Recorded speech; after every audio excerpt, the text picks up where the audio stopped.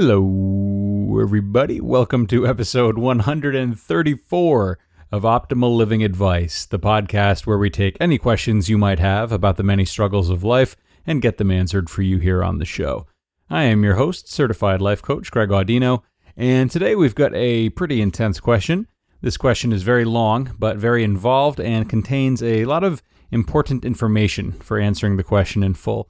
In essence, we're going to be talking about how to balance our lives when, simply put, there's just so much going on. So stay with me during this question as we look to help this viewer in her time of need. Here it is.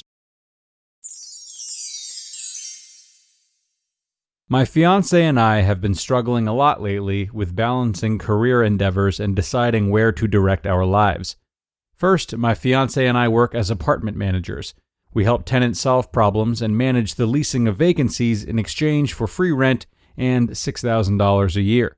In Los Angeles, free rent is a big deal. We also manage an additional building, and the building owners are fabulous, and that building is less time-consuming and much easier to manage.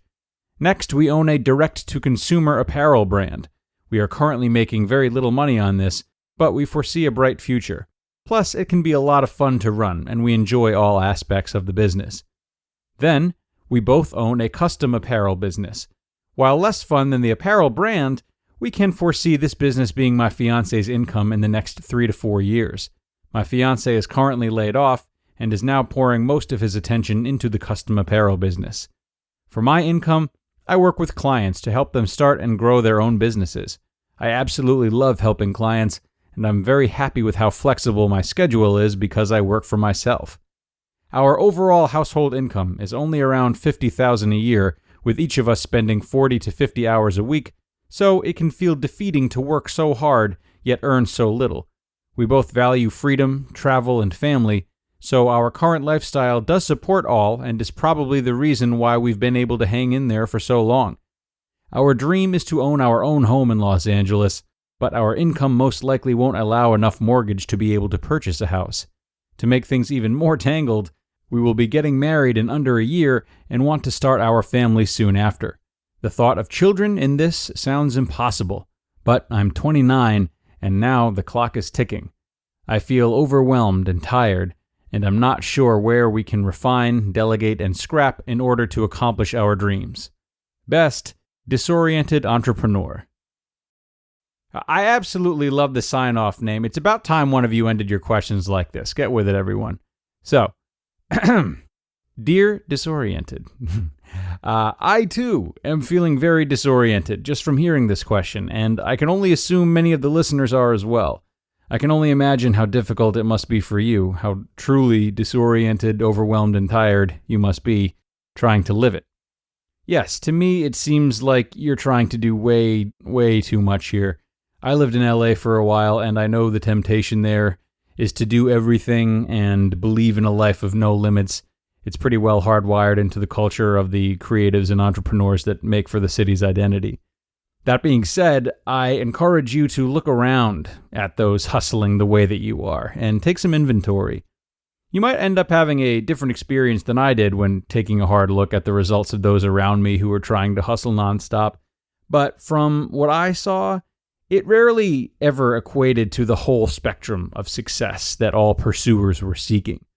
The vast majority of those who would succeed in making far more than $50,000 inevitably suffered from having no time to themselves and no sense of peace. And those who did not reach that financial landmark of $50,000 always thought that the more money they were able to gain from their ventures, the more likely they'd have that peace of mind. It's very hard to win this game without financial or mental exhaustion, or both. It's not impossible, but it's much harder than it's ever given credit for, in my opinion.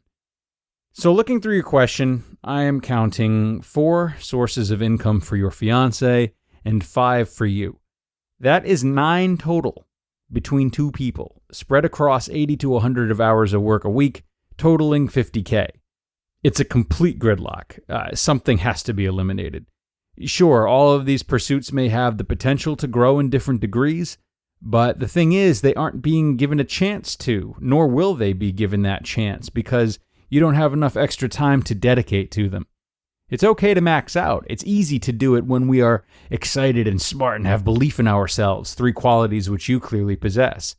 But the people that max out and end up living the most balanced lives are the ones that eventually recalibrate and stop spreading themselves so thin.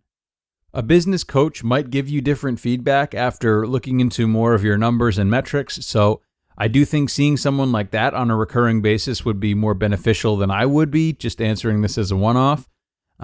It sounds like one of your jobs isn't far off from the role of a business coach, so I wonder what you would find yourself saying to a new client that came to you in the exact same predicament that you're in.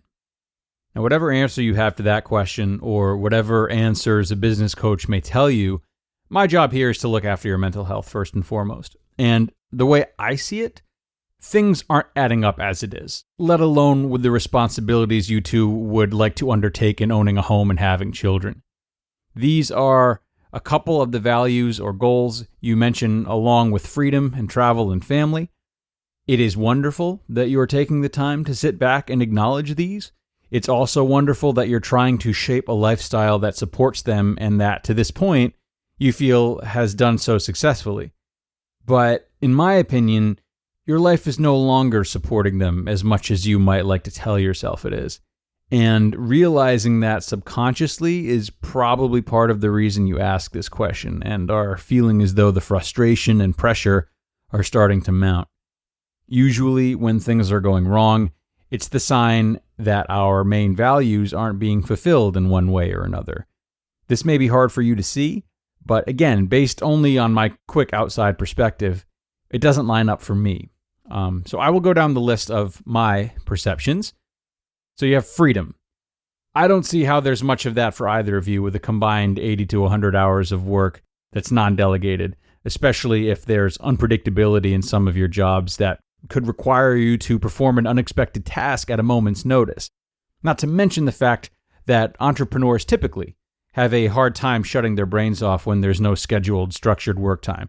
You might be different from that, though. It's just a generalization. You have travel. Perhaps you guys get around to doing some traveling. You didn't mention much about that, but I would think your concern about money could prohibit travel to some degree. You have family. Family is layered. I don't know how kids could possibly be given enough attention right now with the current workload. I also don't know how much time you're taking or are able to take to see immediate family members. However, this current structure is good for being able to spend time with your fiance.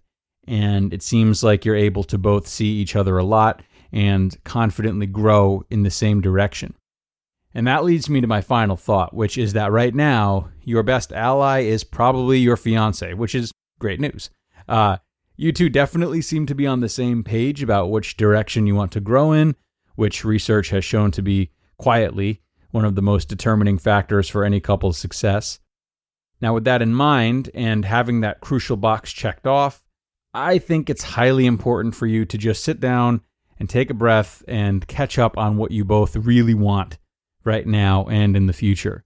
What's most important? If you want practicality, surely you can decipher which revenue streams are making the most sense based on ROI.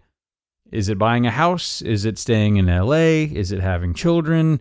Is it having a diverse collection of revenue streams? Is apparel the most fun? Is apartment management the most fun? You may be aware of your values, but I get the feeling you've gotten lost in the fray of what sacrifices need to be made in order to actually live by them to the fullest. So recenter and get clear about what you want most, top to bottom, and plan from there.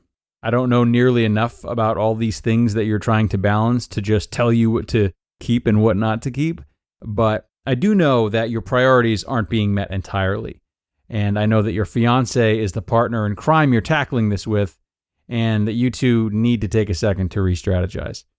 So that is going to be the first step, rather than continuing to grind and hoping that mental or financial clarity will somehow work itself out. So once you guys talk and condense yourselves and have some more certainty as to what specifically you want, do feel free to reach back out, and I will welcome you with open arms to help create some specific steps. To the woman who sent this in, I really do hope you reach back out if you feel it's necessary. As much as I would like to give more unique instruction right now, I'm just very sold on the first and clearly most important step for you being to step away and dial it back in a way that adheres to the values you and your fiance share. There was a lot presented today, and I feel I would just be doing too much assuming to go beyond where I went. So, again, you are more than welcome to come back anytime.